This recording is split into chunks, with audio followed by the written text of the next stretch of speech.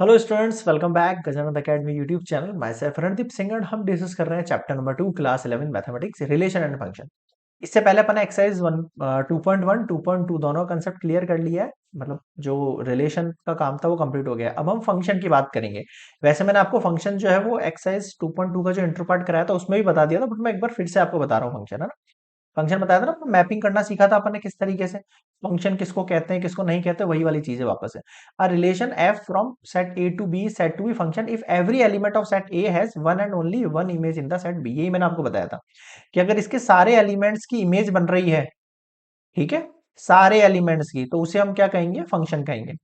Other words में ये भी कह सकते हो, अगर एक सेट में नॉन एम्प्टी सेट है ए और एक नॉन एम्प्टी एम्प्टी सेट है बी, सच दैट डोमेन, इसका जो डोमेन है, and two no two distinct ordered pair in F have same first element. मतलब किसी का भी फर्स्ट एलिमेंट सेम नहीं है। जैसे कि मतलब एग्जांपल ऐसे बोल रहा हूं मैं, 1 2 3 है या 4 5 है, तो ये हो गया, ठीक है, ये हो गया और ये हो गया। तो देख लो, दो की एक इमेज है, लेकिन किसी एक इमेज, दो इमेजेस के लिए जो है एक पेयर नहीं है। क्या बोल रहा है, यही चीज बोल रहा है, no two distinct order pair in F have the same first element. Same first element नहीं है, डिफरेंट हो सकते हैं, ठीक है। और ये मतलब मैपिंग जो है मैंने आपको पूरा समझा दिया है। मतलब ये वापस से बोल रहा है, F is function A to B and where B is image, इसके अंदर जो होती है उन्हें इमेजेस कहते हैं और उसको प्री इमेजेस कहते हैं। कोई दिक्कत नहीं, मतलब सेम समझा दिया मैंने आपको, ये ना। लाइक जैसे एग्जांपल मैं दे रहा हूँ, 1 2 3 4, ऐसे नहीं हो सकता ना, दो इमेजेस नहीं हो सकती, एक ही होगी इमेजेस, ठीक। और 2 3 5 7 जीरो, अब जीरो की कोई इमेज नहीं है, अब जीरो खाली बच गया ना, ये भी नहीं हो सकता फंक्शन। मतलब हर किसी की इमेज, हर किसी की इमेज होनी चाहिए हर एलिमेंट की, ये कहना चाह रहा है। उसे हम क्या कहेंगे, फंक्शन कहेंगे। ये मैं आपको पहले समझा दिया, ठीक है। आगे देखो, a function which has either r or one of its subsets as its range is called real valued function कहेंगे उसको। further if its domain is also either r or the subset of r is called real function। कुछ भी नहीं है real function. जैसे मान लो, if its domain is called either r, या तो उसका जो डोमेन है और ये को डोमेन है, इधर आर और द सबसेट्स ऑफ आर, ये जो है आर का सबसेट हो सकता है। मतलब इसमें जो वैल्यू है वो सारी भी आ सकती है और बच भी सकती है कुछ वैल्यूज, है ना, उसे रियल फंक्शन कहेंगे हम। अभी हम क्वेश्चंस करेंगे तो और डिटेल में समझ में आ जाएगा, अभी खाली ऊपर ऊपर समझ लो। अब देखो, फंक्शंस के लिए कुछ फंक्शन है जिनके कुछ ग्राफ है, वो मैं आपको समझा देता हूँ, ठीक है। जैसे कि फर्स्ट वाले को अगर आप देखो, तो आइडेंटिटी फंक्शन किसको कहते हैं, R is the set of all real numbers define, R की वैल्यू दे रखी है आपको, आर से आर, और ये मैंने फंक्शन दे दिया है y equals to F X equals to X. अब x की कोई भी वैल्यू उसमें पुट करते चलो आप, है ना, कोई भी वैल्यू आप पुट करते चलो, y की भी वैल्यू सेम ही होगी। मान लो x की वैल्यू 2 रखी मैंने, तो y की वैल्यू भी 2 हो गई। x की वैल्यू 4 रखी तो y की वैल्यू 4 हो गई। तो इसका ग्राफ कैसे बनेगा, here the domain and range of F are R. वही आपके पास डोमेन रेंज है, ये डोमेन ये रेंज, ये डोमेन ये रेंज, ये डोमेन ये रेंज, सेम आ रहा है। तो उसमें ग्राफ कैसा बनेगा आपका, अगर ये 0 है सेंटर, तो 1 2 3, ये लाइक 1 2 3 1 2 3 1 2। सर एक पॉइंट यहाँ बन गया, एक पॉइंट यहाँ बन गया, एक पॉइंट यहाँ, नेगेटिव में होगा तो एक पॉइंट यहाँ बन जाएगा, एक पॉइंट यहाँ बन जाएगा, एक पॉइंट यहाँ बन जाएगा। कुल मिला के ये लाइन देखो आप, ऐसी जाएगी हमेशा, स्ट्रेट लाइन। जा रही है नहीं जा रही,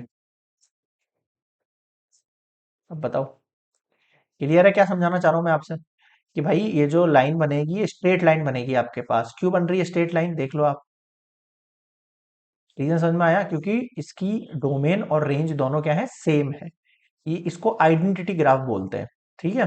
आगे और देखो, कांस्टेंट ग्राफ।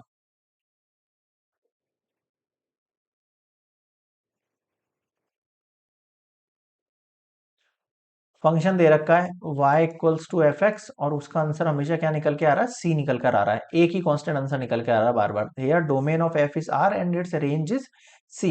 रेंज फिक्स हो गई है, तो रेंज मान लो 1 1 1 ही आ रही है बार बार, हर केस के अंदर क्या आ रही है, 1 आ रही है। आप x की वैल्यू तो चेंज करते जा रहे हो, मान लो एक बार 2 हुई, एक बार 3 हुई, एक बार इधर हुई, एक बार इधर, लेकिन आपके पास जो रेंज निकल के आ रही है आंसर, वो हमेशा यही आ रहा है। तो उसका ग्राफ बनेगा ऐसा, ठीक है। इसको बोलते हैं कांस्टेंट फंक्शन, ठीक है, क्लियर। और देखो,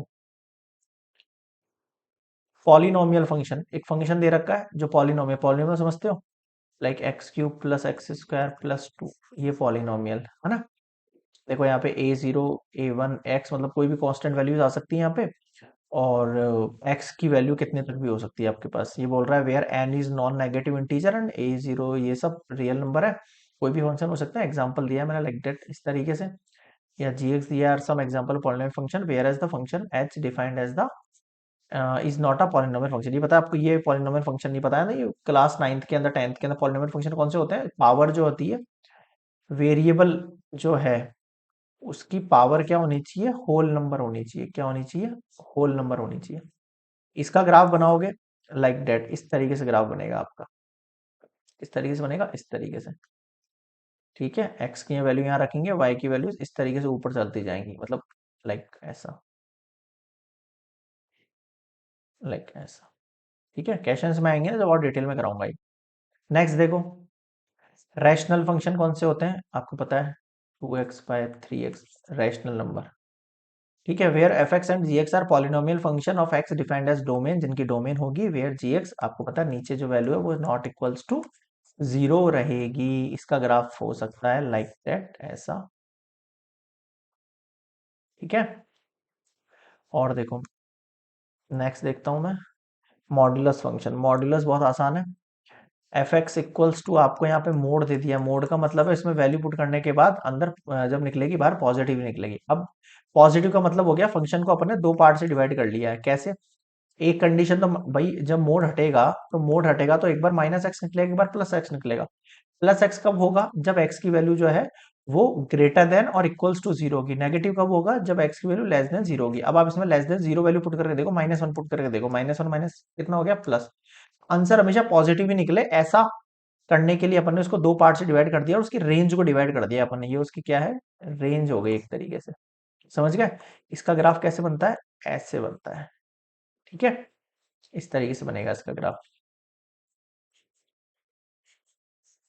आगे बढ़े, ठीक है सर। 6 देखो, signum function, the function F R to R, ये आपके पास दे रखी है। One if X greater than zero, zero होगा कब, जब एक्स इक्वल टू जीरो और एक्स की वैल्यू जो है वही वाली कंडीशन है इसमें भी, वही वाली कंडीशन है। इसको signum function, the domain of signum function of is R. Domain तो आर है आपके पास जो आप पुट करोगे, and the range is set. Range हमेशा हर केस के अंदर ये निकल के आएंगी आपके पास, आप कोई भी वैल्यू पुट कर दो एक्स की, रेंज जो है वो यही निकल के आएगी। यानी वाई की जो वैल्यूज है ना, वाई की जो वैल्यूज है वो हमेशा यही निकल के आएगी, उसी को आप रेंज कहते हो। ठीक है, और देखें, अगला है ग्रेटेस्ट इंटीजर फंक्शन। ये आपने पढ़ा होगा, लाइक 2.99 अगर मैं लिखता हूँ, 2.99 लिखता हूँ तो उसका आंसर क्या होगा, टू ही होगा। ठीक है, इसमें हम ग्रेटेस्ट इंटीजर की वैल्यू डालते हैं जो कि लेस देन और इक्वल्स टू वाला है। ये ग्रेटर ग्रेटर देन वाला भी होता है। जैसे कहने का मतलब ये है, अगर -1 से जीरो के बीच में कोई भी वैल्यू इसके अंदर लाई करेंगी, है ना, जीरो से छोटी वैल्यू बोल रहा हूँ ना, जीरो के इक्वल नहीं, तो इसका आंसर हमेशा -1 निकलेगा। और जीरो के इक्वल या जीरो से बड़ी वैल्यू या फिर वन से लेस देन वाली वैल्यू लाई करेगी तो वो जीरो आंसर आएगा। ग्रेटेस्ट इंटीजर है ये, मतलब ब्रैकेट्स होते हैं ये, क्लास 12th के अंदर और आपको अच्छे से सीखने को मिलेगा ये। और इस क्लास के आगे वाले जो चैप्टर्स है, आगे उन चैप्टर्स में मिल जाएगा। लाइक मैंने यहाँ पे लिख दिया 0.5, तो उसका आंसर आपको जीरो लिखना है ग्रेटेस्ट इंटीजर के अंदर, इस ब्रैकेट को हटाएंगे तो। 1 से 2 के बीच की वैल्यू 1.2 लिख दी है तो भी आप उसको वन ही मानेंगे। आया समझ में, वन ही कंसिडर करेंगे। नेक्स्ट देखो,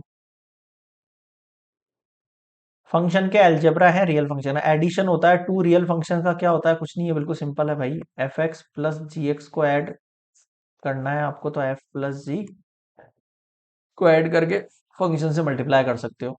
समझ गए, तो ये इस तरीके से एडिशन हो जाएगा, बहुत आसान है, सिंपल। जैसे लाइक 2x है, 3x है, ये एफ एक्स होगा, ये जी एक्स होगा, दोनों को ऐड कर दिया, ये लो 5x, लाइक डेट, ऐसे सिंपल है ना। सब्सट्रैक्शन कैसे होता है, एफ माइनस जी करेंगे तो ये माइनस हो जाएगा अलग अलग।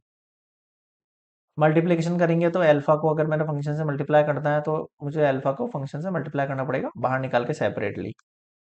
और देखो, मल्टीप्लिकेशन बता दिया मैंने आपको। ठीक है, कि multiplication of two real number, अगर हम फंक्शन को मल्टीप्लाई करना है तो सेपरेटली मल्टीप्लाई करना पड़ेगा, सेपरेटली। Got it. नेक्स्ट देखो, क्वेश्चन यानी डिवाइड जब हम करेंगे उनको तो डेप दोनों सेपरेटली डिवाइड हो जाएगा वो। इनका मेनली वैसे यूज है नहीं एक्सरसाइज के ना, मतलब बहुत कम है। मतलब जब आरडी वगैरह करोगे ना, या फिर अरियंत या इस तरह की बुक्स निकालोगे तब आपको इनके मेनली कंसेप्ट समझ में आएंगे। अभी अपनी एक्सरसाइज के ना तो बहुत बिल्कुल ऊपर ऊपर से पूछा गया है इसके बारे में। ठीक है, ठीक है, ये हो गया कंप्लीट आपके अलजेब्रास। अब हम सीधे नेक्स्ट एग्जाम्पल से बात करेंगे। तो चलिए नेक्स्ट देखेंगे सीधे एग्जाम्पल, और इससे रिलेटेड और कोई डाउट हो ना आपको तो आप मुझे कमेंट में बता देना। इनकी डेफिनेशन वगैरह आपकी बुक में दे रखी है, इस तरीके से यही डेफिनेशन दे रखी है आपके एनसीईआरटी में, तो एक बार आप उसको पढ़ लोगे ना आपको आइडिया लग जाएगा थोड़ा बहुत। ठीक है, चलिए।